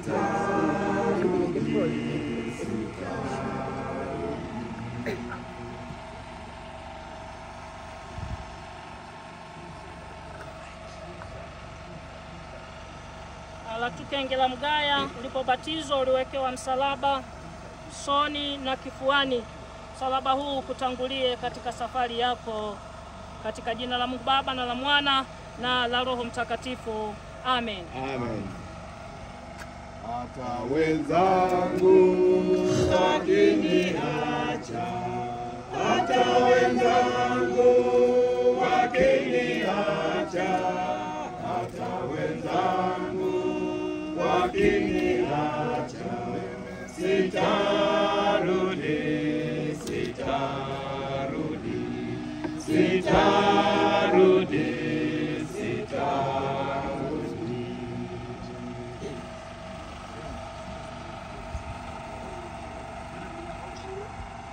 Asante basi kwa nafasi hii, kabla ya kusoma historia fupi ya ndugu yetu, tusome kwanza wale watakaoweka mashahada. Moja ataanza Patrick Msema na mke wake. Namba 2 atakuwa Rehema Mgaya. Namba 3 atakuwa Joyce Msemwa. Namba 4 atakuwa Elita Msemwa na mume wake. Namba 5 atakuwa Efeso Mgaya na Meshaki Chaula, Zakayo Mligo na Lazaro Epro Mgaya.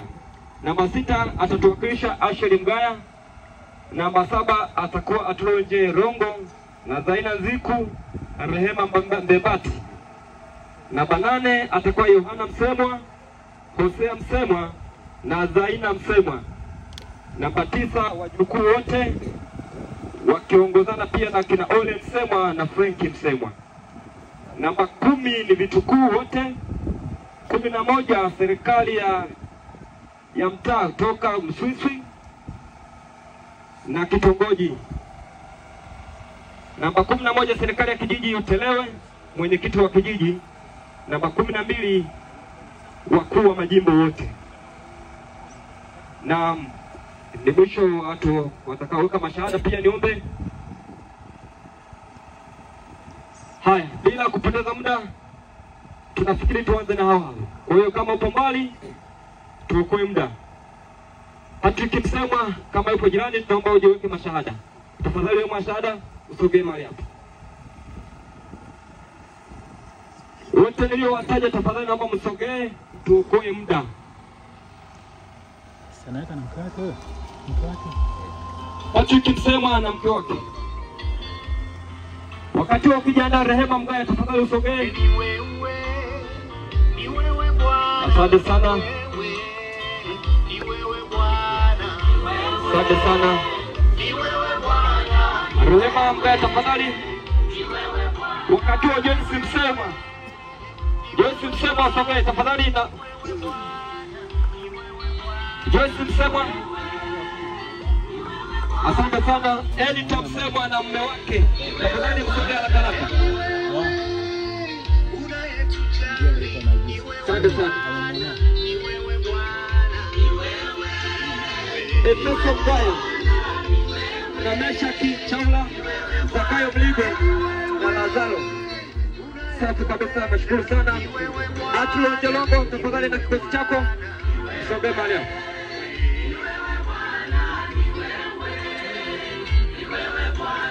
Wakati wa Yohana Msemwa na Hosea Msemwa na Zaina Msemwa tafadhali.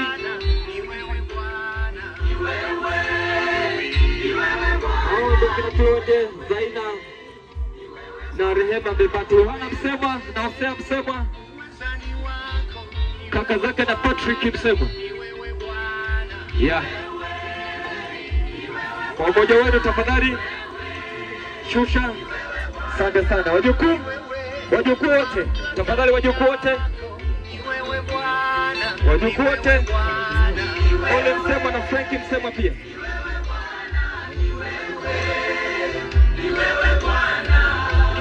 Serikali ya mtaa Mswiswi, wenyekiti wa kitongoji tafadhali Mswiswi.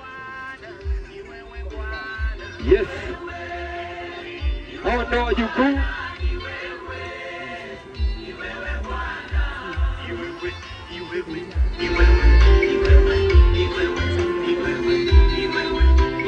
Haya, hiyo ndio serikali kutoka Mswiswi. Serikali ya kijiji Utelewe, tafadhali mwenyekiti wa kijiji tuwakilishe hapo.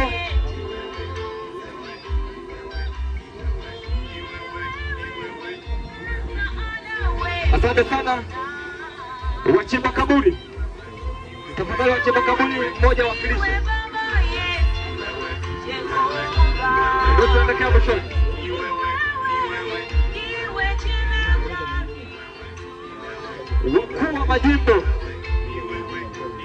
Wakuu wa majimbo pamoja wao wote.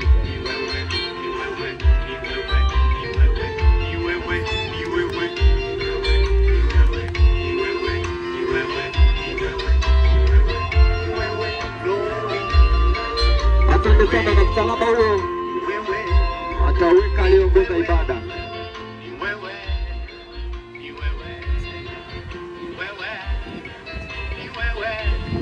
Asante sana.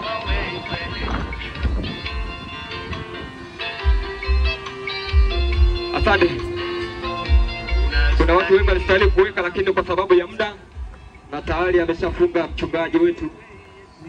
Bila shaka kwa nafasi hii tafadhali mliobaki na mashada wekeni wenyewe yote.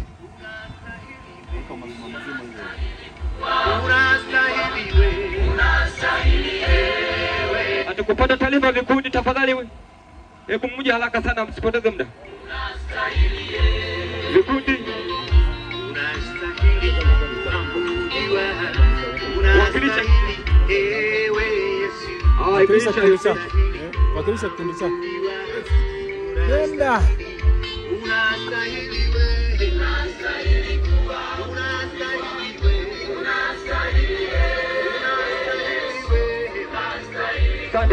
Asante sana. Nafikiri nyinyi nishawaambia. Fuata masharti na vigezo nilivyokuambia.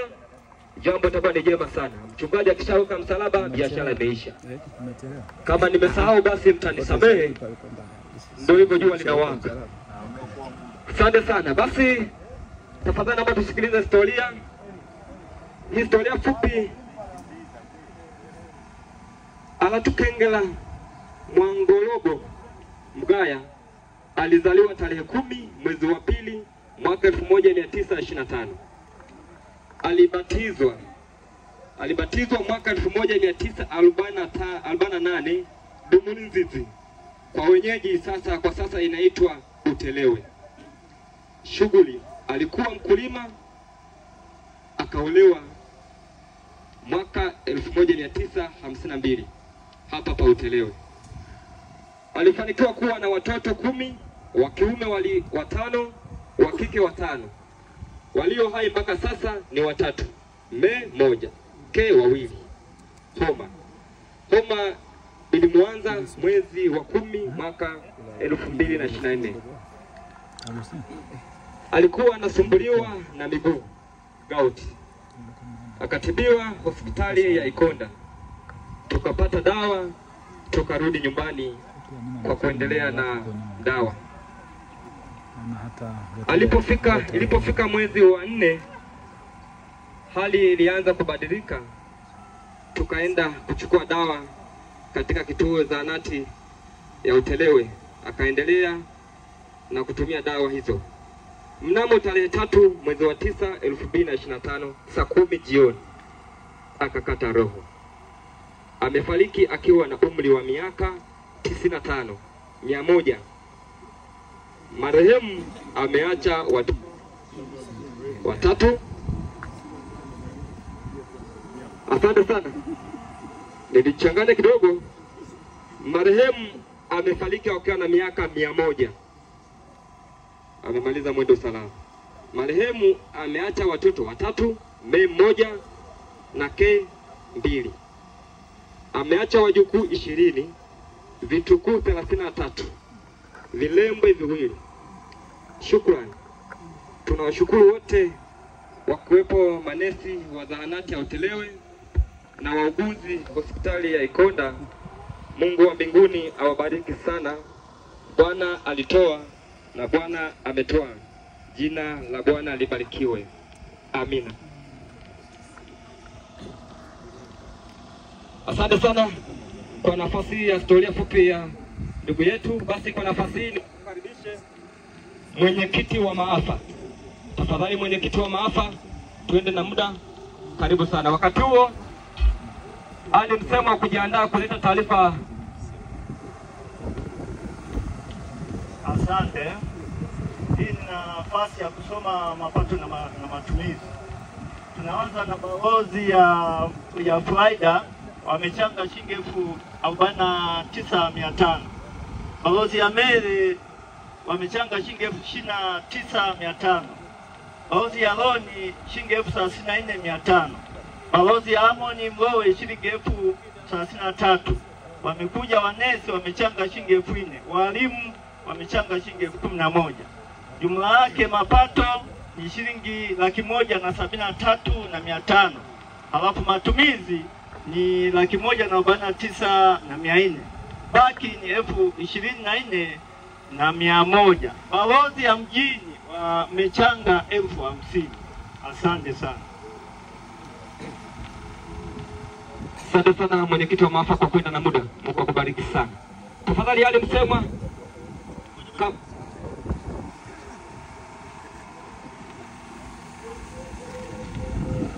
Asante sana. Basi waliojiandaa kwa ajili ya salamu mbalimbali, naomba niwasome, naomba msogee mahali hapa.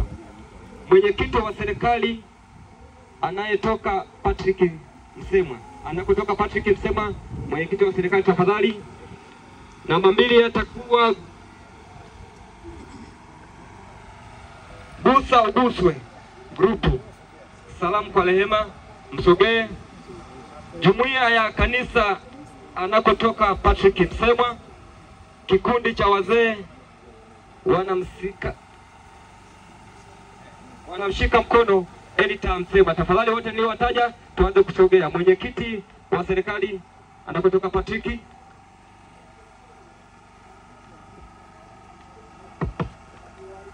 Wamama poleni sana. Wafiwa poleni sana. Mimi ni mwenyekiti wa serikali ya mtaa anakotoka Patrick Msemwa. Tumekuja wawakilishi kwenye maombolezo haya, lakini wawakilishi sisi tumetumwa tuseme jambo moja. Kijiji cha Kongolo Mkola anakoishi Patrick Msemwa, kwa niaba yao wametuma tuje tuseme poleni sana kwa kufikwa na msiba wa bibi yetu, mama yetu mpendwa. Familia ya Msemwa na wananchi wote wa kijiji hiki, poleni sana.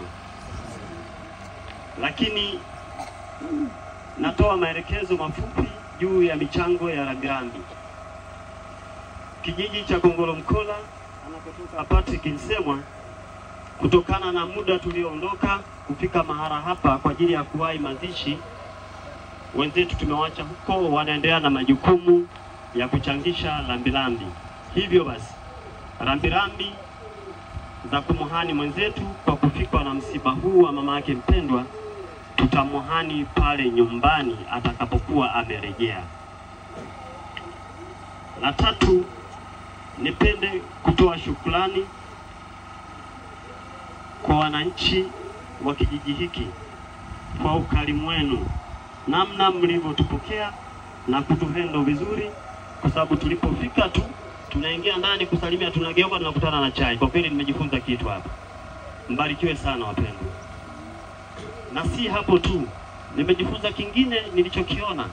Tumefika hapa mahala patakatifu, mahala penye utulivu, Mchungaji tu aliposimama na kusema tukae chini, nikawa najiuliza kwamba tutakaa vijana tu au wazee. Nikaona umati wote umetulia chini. Kwa kweli nimeondoka na somo ambalo sina la kusema juu ya hili. Mbarikiwe sana. Lakini mtumishi wa Mungu bado akatia neno tena kwamba kuna wakati nitakiwa tulitafakari pia kwenye maisha yetu ya huku nyuma. Hebu tutumie sekunde kadhaa pia kutafakari tulivyokuwa tunaishi huku nyuma kwenye nyumba zetu. Nikawa na tafakari, hivi maisha ya bibi yetu huyu, mama yetu huyu, miaka 100, mimi nje ya Yesu inawezekana? Nikawa na tafakari tu hiyo. Kwa hiyo majibu niliyokuwa nayo siwezi kuyasema. Mungu awabariki sana wapendwa. Asante sana, Mungu akubariki sana. Gusa Uguswe grupu tafadhali na kuomba. Asante. Gusa Uguswe grupu, sisi tuna salamu kidogo, tunamshika mkono Rehema Mgaya. Asante sana. Jumuiya ya kanisa anakotoka Patrick Msemwa, mwakilishi tafadhali. Asante. Kwa niaba ya jumuiya ya kanisa anakoishi Patrick Msemwa, mimi kama jirani yake nimewakilisha jumuiya kuja kumshika mkono kwa kile walichokitoa wanajumuiya. Wametuma salamu kwamba nitoe pole sana kwa wafiwa wote pamoja na ndugu yetu Patrick Msemwa. Asanteni sana. Asante sana. Kikundi cha wazee.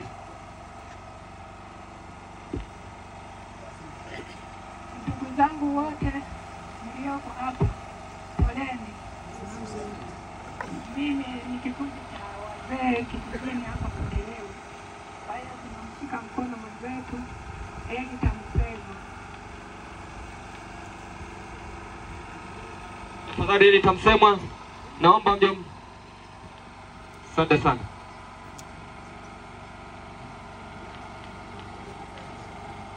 Haya, basi kwa salamu mbalimbali tumeishia mwisho.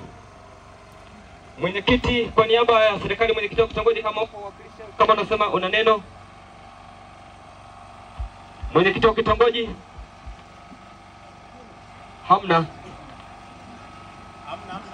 Asante sana. Basi kwa nafasi hii nirudishe utaratibu kanisa, naomba tuendelee. Asante sana. Asante sana. Mungu awabariki nyinyi nyote wa karibu na wa mbali, lakini awabariki kwa uvumilivu wenu na utulivu wenu. Inueni mioyo yenu, pokeeni baraka za Bwana. Bwana akubarikie na kukulinda. Bwana kuangazie nuru za uso wake na kukufadhili. Na Bwana akuinulie uso wake na akupe amani. Katika jina la Mungu Baba na la Mwana na la Roho Mtakatifu. Amen. Basi Mungu wetu wa mbinguni atubariki, lakini tuendelee kutafakari maisha yetu na uhusiano wetu kati yetu sisi na Mungu wetu. Na tuenende kwa amani ya Bwana. Mchungaji, basi niombe tu utaratibu kwa jinsi tulivyoondoka pale nyumbani kwa wafiwa, basi tutarudia pale pale tukapate chakula. Asante sana.